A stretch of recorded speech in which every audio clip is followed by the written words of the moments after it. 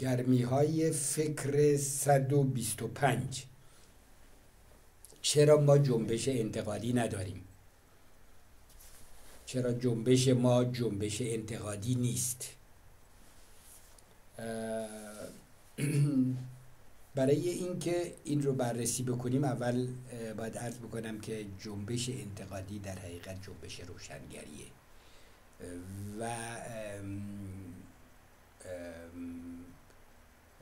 جنبش روشنگری در حقیقت به این جهت سیاسی نیست، یعنی یه جنبش در اساس غیر سیاسیه و مسئلهش این نیست که به دنبال متحد و مؤتلف بگرده. یعنی اشکال سیاست تو ایران اینه که وقتی که شروع میکنیم به فعالیت سیاسی یه گروه درست میکنیم یا دنبال یه گروه به راه میفتیم، هدف بعدیمون اینه که متحدین و مؤتلفینی پیدا بکنیم، حتی گاه بدون توجه به اینکه یه متحد یا مؤتلفی اصلا حاضر هست با ما متحد یا مؤتلف بشه، ما خط اتحاد یا ائتلاف با اون نیرو رو در پیش میگیریم. یعنی این از مشخصه های جدا افتادن از جنبش انتقادی یا جنبش روشنگریه. یعنی هر جنبش انتقادی یا جنبش روشنگری در اساس سیاست به این معنا نیست، یعنی ایمپتوس سیاسی به این معنا نداره که باید که هدفش پیدا کردن متحدین و مؤتلفینی باشه و بعد به اصطلاح خط به پیروزی رسیدن رو ترسیم بکنه و دنبالش راه بیفته. چون وقتی رفتی توی این خطا و اینا دیگه نمیتونی از خودت حرف بزنی، باید به مصلحت حرف بزنی، به مصلحت ائتلاف یا اتحاد حرف بزنی. اینه که توی سیاستی به این صورت دیگه این ایمپتوس درونی رو نداری. این باعث میشه جنبش انتقادی نباشه و این خودش رو به چه صورتی نشون میده؟ به این صورت که این سیاست همیشه یک به اصطلاح در تقاطع یه خطایی تعیین میشه که اون خطای حمایتی ما بهشون میگیم. یعنی مثلا اگر جنبش ما رو الان نگاه بکنیم تو خارج کشور مخصوصا، چون تو داخل که تقریبا جنبش تعطیله، توی خارج هم که نگاه کنیم میبینیم یه عده‌ای از اصلاح طلبها حمایت میکنن، یه عده‌ای از سلطنت طلبها حمایت میکنن، یه عده‌ای از به هر حال نیروهایی که برای طرف اتحاد خودشون میخوان پیدا بکنن حمایت میکنن، یه عده نمیدونم از حزب توده حمایت میکنن، یه عده همینجور هر کس یه چیزی پیدا میکنه که از این طریق به اصطلاح چیز سیاسی، هویت سیاسی خودش رو پیدا بکنه، در حالی که هویت سیاسی با خود مختاری تعیین میشه. یعنی تو اول باید قبل از اینکه سیاسی باشی باید خود مختار فکر بکنی، یعنی دارای ذهن خود مختار باشی و دیگه اون وقت احتیاج نداری که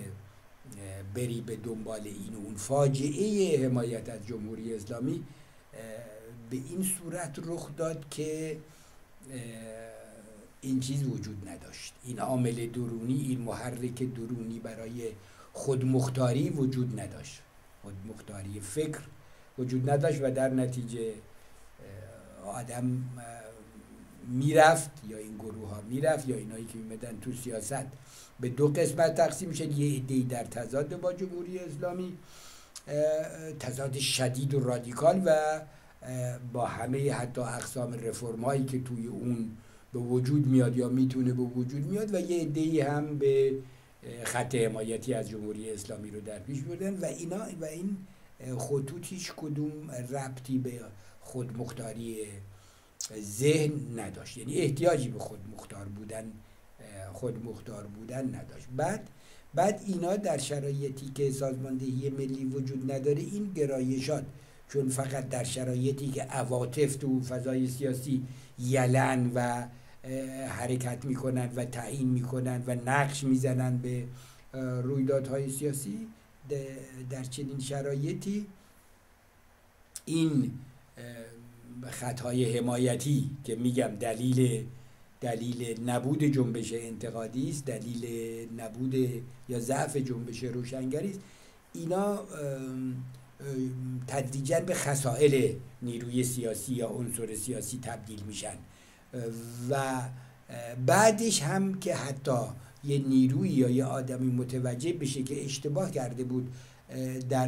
به اصطلاح از جمهوری اسلامی به طور نسبی یا مطلق یا چیز یا هر شکلی حمایت کرده بود و اینو متوجه میشه، برای جبرانش مثلا میره همون حمایت رو فرض کنید از نیروی اصلاح طلب میکنه یا چرخشش رو رادیکال تر میکنه، میره مثلا از سلطنت طلب حمایت میکنه و میبینیم پس اینا بعد فکر میکنه حالا پس انتقاد کرده از خودش و دیگه اون خط حمایتی از جمهوری اسلامی رو به پیش نمیبره و این شکل و این سطح مسئله است. این سطح مسئله باید این کمی پدیدار شناسی کرد، رفت تو اعماق بسا اون بود حقیقت رو که در بیاری بیرون. بعد میبینی اینا همون روانشناسی حمایته که دوباره ادامه داره، دوباره همون تجلیات نبود ذهن خودمختاره که ادامه داره و الا تو نباید این یه اصطلاحی من گفتم تو یکی از گرمی های فکر، یه دفعه برای جمهوری اسلامی میز بذاری، یه دفعه برای سلطنت طلب میز بذاری، یه دفعه برای اصلاح طلب میز بذاری و فردا هم معلوم نیست چه نیروی دیگه میاد و اون جلبت بکنه و باید برای اون میز بذاری. این میز بذاری و من اصطلاحاً میگم که این بهترین تجلی نبود ذهن خودمختار و نبود جنبش انتقادیه و چون راحت تر اونو نشون میده به کار میبرم و جنبه به اصطلاح نمادین داره. اینه که یعنی همه جا ما روانشناسی به دنبال چیزی بودن رو نشون میدیم تو کنش و کردار سیاسی. مثلا یه مثال دیگهش چپ ها رو نگاه کنید، مثلا پولاریزن، یه عده‌ای هستن که به اصطلاح راستن توی چپ، یه عده‌ای هستن که خیلی چپن توی چپ، اینا چیز شدن، پولاریزه شدن و به اونایی که راست شدن توی چپ اون یکی ها میگن چپ های سابق و به این یکی ها در مقابل میگن چپ های رادیکال و ایدئولوژیک و متعصب و غیره. ولی حالا نگاه کنیم بین این چیز چپ های مثلا فرض کنید رادیکال، همشون یه دست نیستن، بعضیاشون هستن که یه نیروهایی تو اینا هست که به تدریج به یه حقیقت‌هایی پی بردن، یه مقدار به حد وسط نزدیک شدن در ذهن، ولی در عمل چون به دنبال متحدین و مؤتلفینی هستن دوباره میبینی یک دفعه چیزی تشکیل میشه، گروه‌های افراطی و ایدئولوژیک و اینا همه جمع میشن دوره هم برای اتحاد چپ از یه طرف کار میکنن و یه نیروهای دیگه که اونا میگن بهشون چپای سابق هم از این طرف جمع میشن به دنبال اتحاد و ائتلاف، میخوان خودشون از این بحران عمیق سرتاسری بیارن بیرون. یعنی همه جا این به دنبال بودن، به دنبال اتحاد و ائتلاف بودن برای اینکه به اصطلاح اون خودمختاری اندیشه رو پنهان بکنن حرکت میکنن. یعنی همه این دنبال روی از اتحادها یا سرگشته به دنبال این چیزا حرکت کردن، خود این به دنبال ضعف مسئله رو نشون میده که این اشتباهه، یعنی نمیجوشه، یعنی موقعیت عینیش فراهم نیست، جوشش درونی و بیرونی نداره، جوشش درونی و بیرونی منطبق نیستن با هم، در نتیجه تو باید به دنبال بری، به دنبال، در حالی که اینجا کلمه به دنبال رو من به کار میبرم، یعنی که موقعیت عینی وجود نداره، یعنی که جوشش وجود نداره و این باعث میشه که این به دنبال حرکت کردن به دنبال حرکت کردن اون خودمختاری ذهن رو میگیره. و یه مثال بارزش میگم همینه که یه عده‌ای مثلا میان حتی از توی در خط حمایت از اصلاح طلب با بالاش تو فسادش حمله میکنن به حتی مثلا به خمینی و خامنه ای. من در صحبت پیشین یا صحبت قبل از اون گفتم حتی حمله میکنن و مغشوش میشه، مسئله مغشوش میشه، در حالی که حمله میکنن به اینا ولی محکم به دنبال اصلاح طلبا حرکت میکنن. یعنی دو تا خط حمایت از اصلاح طلب الان ما پیدا کردیم، یه خطی که خیلی با خمینی و خامنه ای هم حتی مرزبندی نداره، یا اگر داره مصنوعیه و چیز و به هر حال یه جوری توجیهشون میکنه اونها رو، چون کل ساختار جمهوری اسلامی رو حمایت میکنه. ولی یه خطی دیگه ای هم هست، همون جوری که گفتم همین حمایت از اصلاح طلبها رو چیز میکنه، منتهاش با رد ولایت فقیه و رد خامنه ای و خمینی، که البته خب گامیست در شکل به پیشتر، ولی تو تحلیل روان شناسی اجتماعی ما میبینیم که کل خط دنبال روی از اصلاح طلبها ولی اینجا هم وجود داره. ما اگر نگاه بکنیم مظاهرش رو خیلی زیاد میبینیم. یعنی اینه مشکل ما اینه که جنبشمون بنابراین انتقادی نیست، مبتنی بر چیز نیست، اندیشه خودمختار نیست. و یه مثالی اگر بخوام تو هنر بزنم مثلا فرض کنید نقاشان بزرگ یک کسانی بودن که مثلا مونه میگه من هیچ وقت توجه نمی کنم که چی از من میخوان بکشم، یا مثلا خواست یک کسی رو در نظر بگیرم که یه تابلویی رو بکشم، یا یه گروهی رو یا مردم رو در نظر بگیرم یه چیزی بکشم، چون اگر اینجور بود دیگه که اون جوشش درونیش و اون خودمختاری ذهنیشو دیگه نداره. درسته؟ یعنی پس نمیره به دنبال بازار. هیچ هنرمند بزرگی نرفت به دنبال بازار. اگر بازار هم پیدا کرد کاراشون، بازار به طرف اونا اومد. بازار به طرف تو موسیقی دانان بزرگ، توی اپرا سازان بزرگ میبینیم مثلا که تو فیلسوفا میبینیم اینا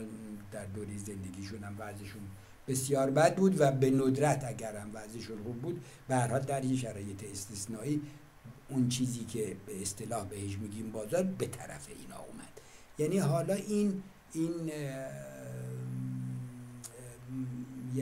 خط دنبال کردن به دنبال چیزها را افتادن، نه خود چیزها رو تجربه کردن و از خود گفتن، به دنبال راه افتادن، یعنی همین به دنبال بازار رفتن. این تو هنر هم میبینیم، تو هنرمندای باسمعی، هنرمندای غیر اصیل، اینا خب به دنبال بازار میرن دیگه. تو سیاست هم عیناً. و این بهترین مثاله برای اینکه جنبش انتقادی یا جنبش روشنگری رو درست بشناسیم و ضعفش رو یا کمبودش رو یا نبودش رو توی جنبش حس بکنیم. برای که این دوتا قلم رو خیلی خیلی میبینیم خیلی شبیه به هم. حالا کل این وضع که به این صورت هست باعث میشه که انبوه روشنفکرا و نسل جوان رو که توی این بازی ها نیستند و اون وسط میچرخن و گیج و گم میکنه، سرگشته میکنه اینا رو و این به دامنه بحران رو میگستره. و این ولی کل این جوی که نسل جوان هست اهمیتش و امید دهندگیش توی اینه که این یک نسل صمیمیه، یک نسلیه که میدونه چه میخواد و خط و خطوطایی که بهش داده میشه یا بهش ارائه میشه اینا خط و خطوطای چیزه فاقد خودمختاری ذهنیه و با وضعیت خودش که اتفاقا این نسل خودمختاره. اصلا این تضاد بین این خط و خطوطایی که از ذهن خودمختار بیرون نمیان و ارائه میشن به نسل جوانی که خودمختاره، به این خاطر که دیگه نمیره به دنبال کسی همینطوری و حتی به دنبال این خطوط ارائه شده اینا هم که ظاهرا در جهت منافع اونه هم نمیره. خود این تضاد بین این موقعیت عینی خودمختار و اون موقعیت ذهنی مغشوش و خطی و موقعیت خطی، این تضاد بین اینا عمق بحران ما رو نشون میده و راهش هم همونجوری که بارها گفتم سازماندهی ملیه و توی ایران سازماندهی ملی، توی خارج نقش کمک داره و باید تلاش کرد این سازماندهی ملی تو داخل خوب حرکت بکنه. و اینجا یه چیز رو هم عرض بکنم که توی نیروهای ملی واقعا بدون قصد طرفداری الان این خودمختاری ذهنی پیدا شده و دیگه به دنبال چیزی حرکت کردن یا به دنبال نیروی حرکت کردن تا حدود قابل توجهی حل شده و باید این مدل رو گسترش داد. این مدل خودمختاری فکری رو باید گسترش داد و به معنی نفی اتحاد و ائتلاف نیست، ولی اتحاد و ائتلاف مثل بازار در مورد هنره که چطور هنرمند اصیل بازار رو میکشونه به طرف خودش. در اتحاد و ائتلاف هم باید بیاد به طرف نیروها. اینو میگن وقت به طور طبیعی شرایط طبیعی اتحاد و ائتلاف به وجود اومده و الا این همه ارائه خط و خطوط و از چیزه از خلاصه ایمپتوس درونی نداره.